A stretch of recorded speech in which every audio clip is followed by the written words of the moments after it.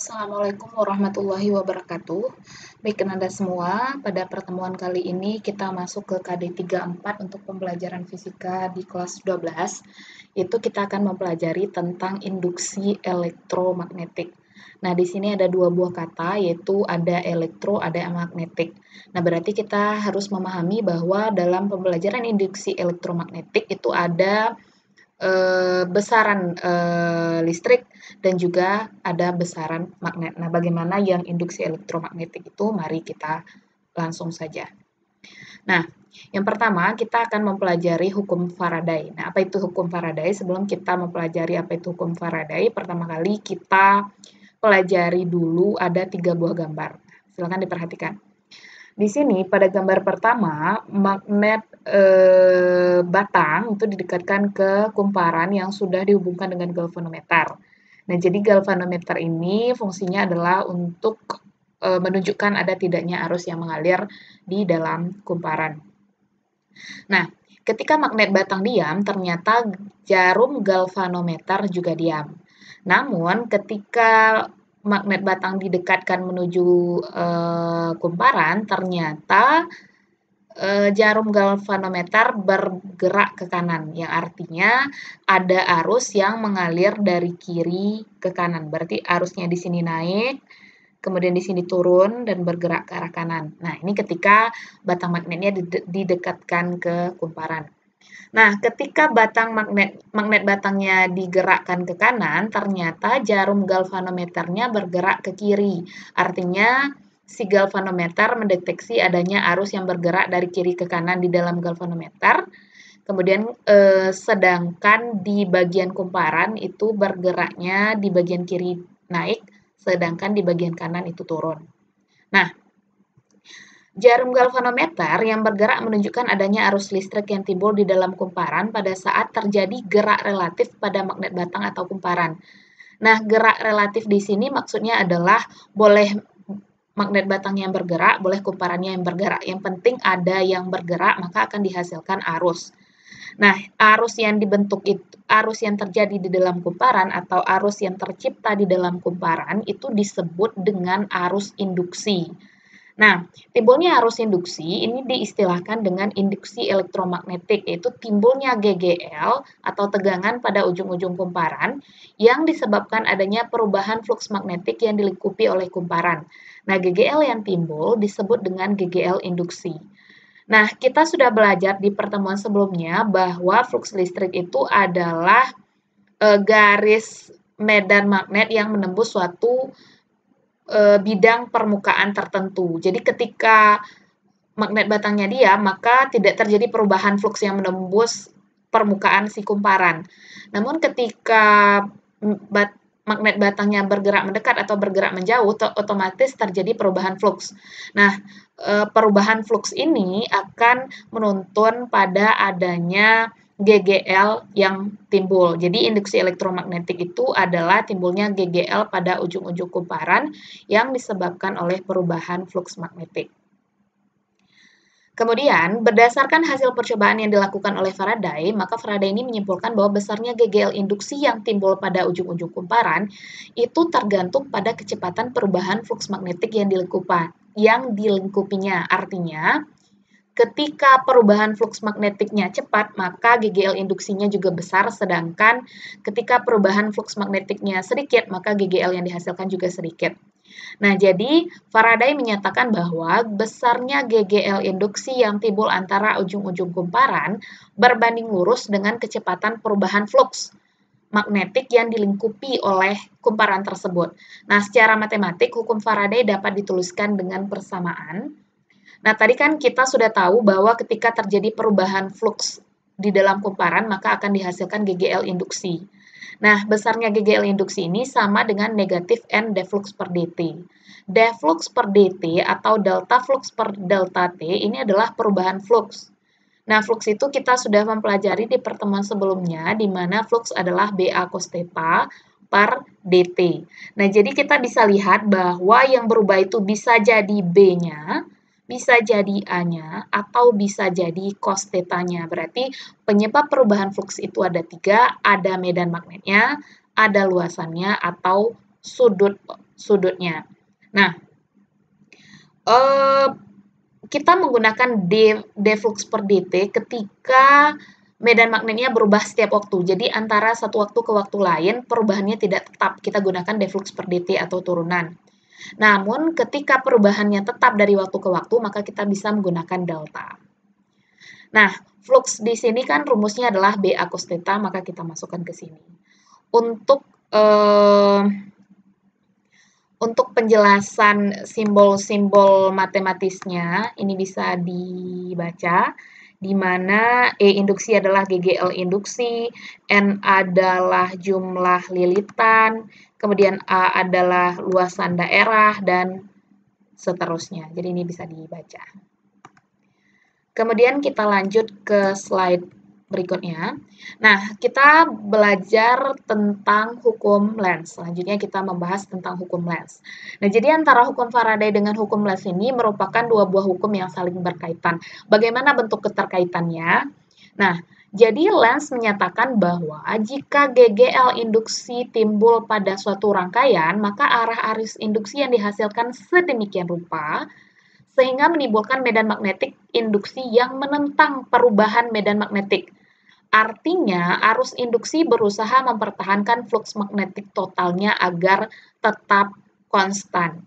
Nah, kita sudah tahu bahwa hubungan arah arus dengan medan magnet adalah dengan menggunakan kaidah tangan kanan. Ibu jari menunjukkan arah medan magnet atau arah kutub utara, sedangkan keempat jari yang dikepalkan itu menunjukkan arah arus. Nah, jadi arus yang dihasilkan selalu menimbulkan medan magnet induksi yang menentang perubahan medan magnet. Artinya dia tetap mempertahankan agar flux magnet totalnya tetap konstan. GGL induksi selalu membangkitkan arus yang arahnya berlawanan dengan asal perubahan flux. Nah, tanda negatif pada hukum Faraday itu menyatakan hukum Lenz. Kita lihat kembali. Di sini, hukum Faraday menyatakan secara matematis bahwa E induksi sama dengan negatif N d flux per dt. Nah, di sini kan kita melihat ada tanda negatif. Tanda negatif di sini itu menyatakan bahwa arus induksi itu selalu menentang perubahannya, makanya tandanya negatif. Nah, coba perhatikan, bagaimana cara kita menentukan arah arus yang mengalir di dalam kumparan ketika ada magnet batang yang didekatkan dan dijauhkan ke kumparan, baik itu kutubnya utara maupun kutubnya selatan. Nah, jadi ada dua cara untuk lebih mudahnya. Yang cara pertama, kita harus ingat bahwa arah medan magnet dari kutub utara menuju kutub selatan. Coba diperhatikan. Ini north, kutub utara, berarti arah medan magnetnya dari kutub utara keluar, sedangkan pada kutub selatan itu masuk. Nah, jadi arah medan magnet dari kutub utara menuju kutub selatan. Apabila magnet batang yang didekatkan ke kumparan adalah kutub utara, maka arahnya pasti keluar dari kutub utara. Apabila magnet batang yang diletakkan di dekat kumparan itu adalah kutub selatan, maka arah medan magnetnya pasti menuju kutub selatan. Jadi itu harus diingat. Nah, cara yang pertama untuk menentukan arah medan magnet induksi atau arah arus induksi adalah arah medan magnet itu dari kutub utara menuju kutub selatan, seperti yang sudah Ibu jelaskan sebelumnya. Nah, arah medan magnet induksi selalu melawan arah perubahan medan magnet. Nah, arah medan induksi selalu melawan arah medan magnet. Coba lihat gambar 1. Yang mendekat kutub utara, mendekat menuju kumparan, kita tahu bahwa untuk kutub utara panahnya keluar dan dia mendekat. Maka B yang diakibatkan oleh magnet batang arahnya ke kiri, berarti si medan induksinya harus mengarah ke kanan. Nah, kenapa? Kita lanjutkan membaca. Jika magnet batang mendekat, arah medan magnet induksi berlawanan dengan arah medan kutub magnet yang mendekat. Nah, ini magnet utaranya mendekat, maka arah medan magnet induksi harus berlawanan dengan arah kutub magnet yang mendekat untuk kasus yang mendekat. Nah, ini kutub utaranya mendekat, arah kutub utara ke kiri, maka arah arus induksi harus ke kanan. Nah, sesuai dengan kaidah tangan kanan, maka ibu jari kita harus menunjuk ke arah kanan, sehingga arah arusnya di bagian depan ini adalah ke bawah.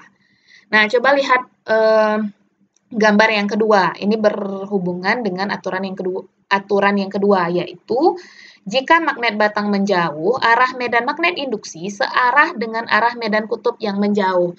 Nah, jadi ketika magnet batangnya menjauh, maka arah medan magnet induksi yang dihasilkan itu searah dengan magnet batang yang menjauh. Nah, dari kutub utara dia keluar dan magnet batangnya menjauh, maka medan magnet induksinya searah dengan kutub utara. Berarti arahnya menuju ke kiri atau keluar dari kutub utara. Nah, jadi penjelasannya begini.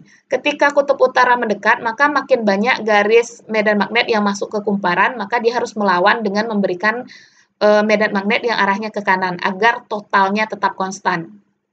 Jadi, garis yang masuk bertambah, dia lawan, berarti nilai akhirnya tetap konstan. Nah, ketika garis yang masuk berkurang, dia membantu garis ini tetap masuk ke dalam agar medan magnet totalnya tetap konstan. Nah, agar flux magnetnya tetap konstan. Kemudian bagaimana dengan gambar yang ketiga? Nah, gambar yang ketiga yang berada di dekat kumparan itu adalah kutub selatan. Ingat bahwa arah medan magnet untuk kutub selatan itu menuju ke kutub selatan. Nah, ketika magnetnya dijauhkan, maka medan magnet induksi itu searah dengan arah magnet batang yang dijauhkan, berarti arahnya ke kanan. Nah, ini arah medan magnet induksinya ke kanan. Nah, ketika dia didekatkan, maka harus berlawanan arah. Karena arah medan magnet yang akibat kutub selatan itu ke kanan, yang B berwarna dongker ini, maka dia harus melawan dengan arahnya ke kiri. Nah, jadi diingat saja bahwa hukum Les menyatakan bahwa medan magnet induksi selalu melawan perubahan. Jadi misalnya pada gambar 3, berarti arah medan magnet yang ditimbulkan oleh magnet batang kan arahnya ke kanan. Nah, ini sama-sama ke kanan karena kutub yang mendekat adalah kutub selatan. Berarti ketika dia menjauh, arah garis medan magnet yang keluar kan berkurang, berarti harus dibantu dengan arah yang sama, makanya arahnya ke kanan. Ketika mendekat, maka garis medan magnet yang keluar itu bertambah, maka harus dilawan dengan arah yang sebaliknya. Nah, cara yang kedua ini lebih simpel, yaitu aturan tangan kanan, ibu jari menunjukkan kutub utara, sedangkan kepala 4 jari lainnya menunjukkan arah arus. Ya. Nah, magnet di dalam kumparan selalu menyulitkan pergerakan magnet di luar. Ini kuncinya. Magnet yang timbul di dalam kumparan selalu menyulitkan pergerakan magnet yang di luar. Contoh gambar 1. Ini si kutub utara mendekat. Nah, agar kutub utara ini sulit mendekat ke kumparan, maka kutub yang terbentuk di sebelah kanan yang dekat dengan kutub utara magnet batang itu harus kutub utara. Sebentar. Nah, berarti di sini harus kutub utara agar magnet yang mendekat ini ditolak oleh kutub utara di bagian sebelah sini. Nah, ingat kutub yang sama akan saling tolak-menolak. Jadi di bagian sini dia akan menolak karena si magnet batang ini berusaha mendekat. Berarti dia akan tolak. Nah, ketika si magnet batang berusaha menjauh, untuk menyulitkan magnet batang, dia akan menarik si magnet batang sehingga magnet batang akan kesulitan untuk menjauh. Nah, jadi agar magnet batang kesulitan untuk menjauh, maka di bagian sini harus ada kutub magnet yang menarik kutub utara, artinya di sini harus kutub selatan.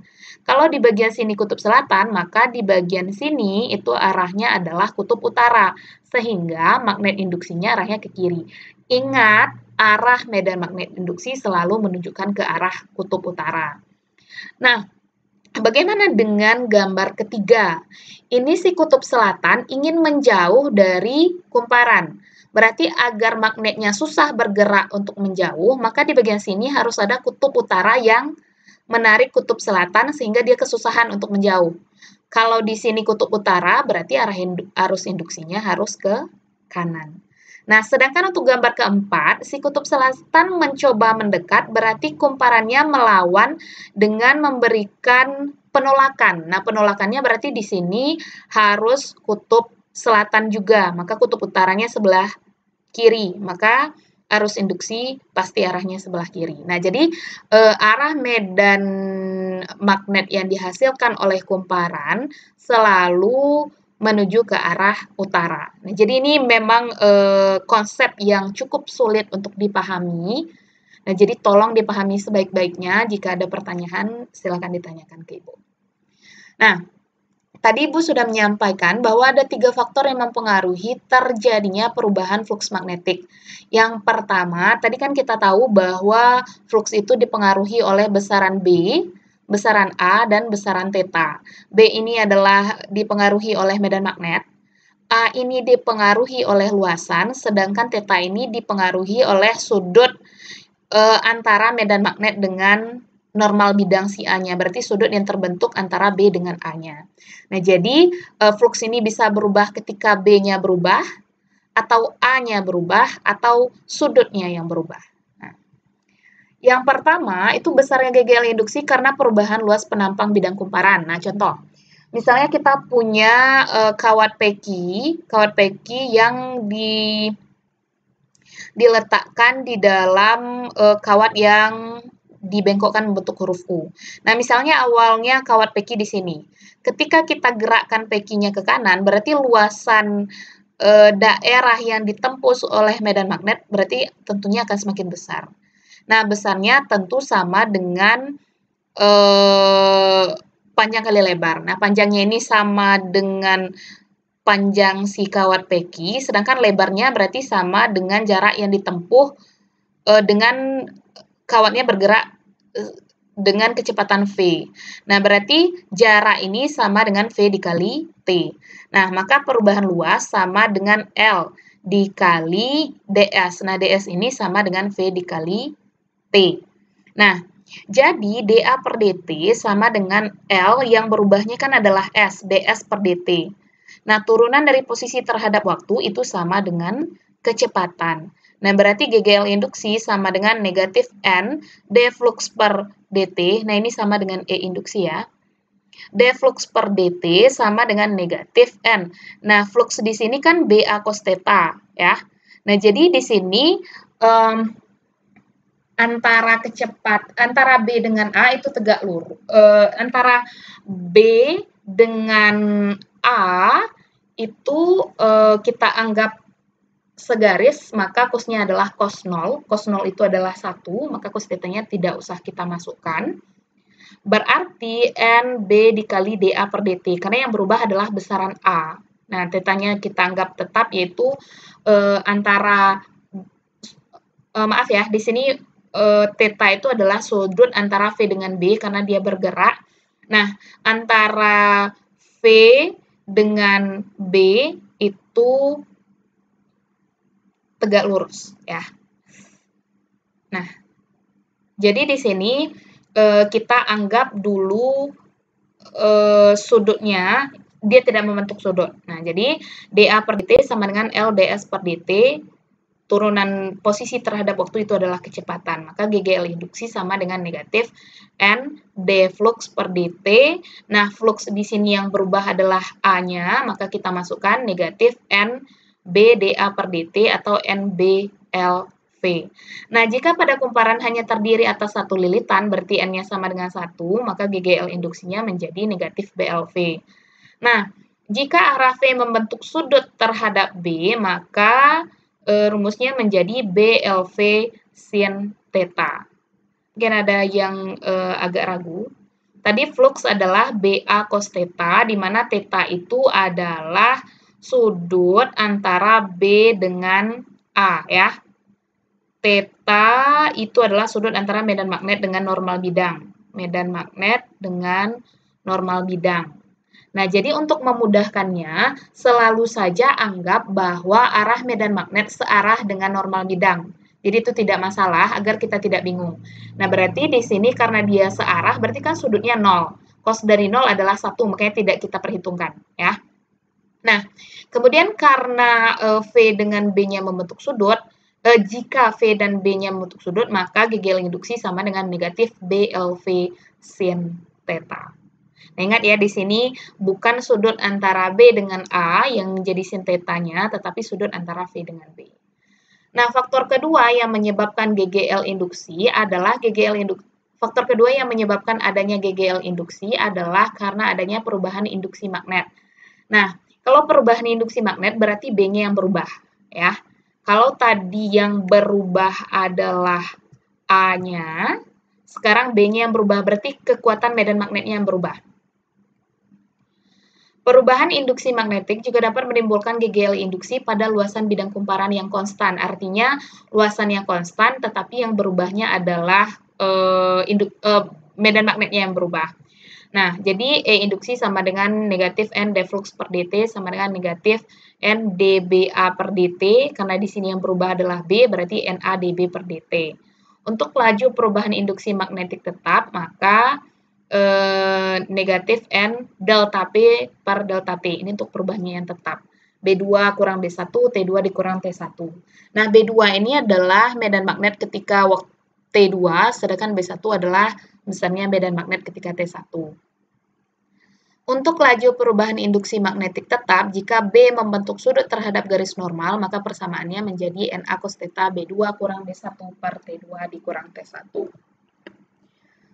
Nah, faktor yang ketiga adalah induksi karena perubahan sudut antara B dan garis normal bidang kumparan. Artinya yang berubah adalah tetanya. Jadi,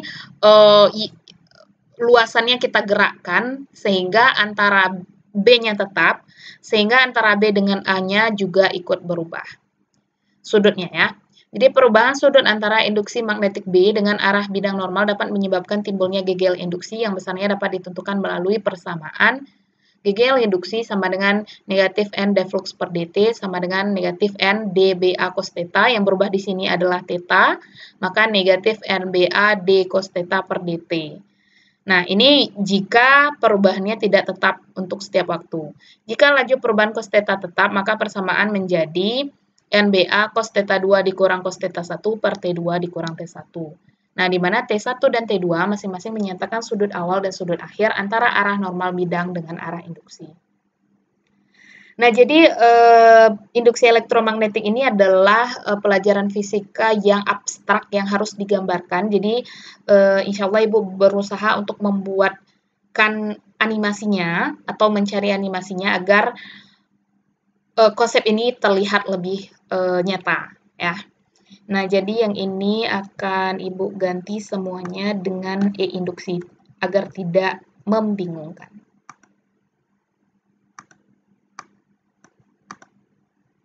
Ini sudah E induksi, sedangkan di bagian sini kita ganti jadi E induksi. Nah, ingat ya, tadi GGL induksi ini adalah GGL yang timbul akibat adanya perubahan flux listrik. Ini sudah induksi, ini sudah induksi. Nah, ini belum induksi ya. Nah, ini materinya memang cukup rumit, jadi tolong benar-benar dipahami. Mungkin itu saja pertemuan kita pada hari ini. Terima kasih atas perhatiannya. Assalamualaikum warahmatullahi wabarakatuh.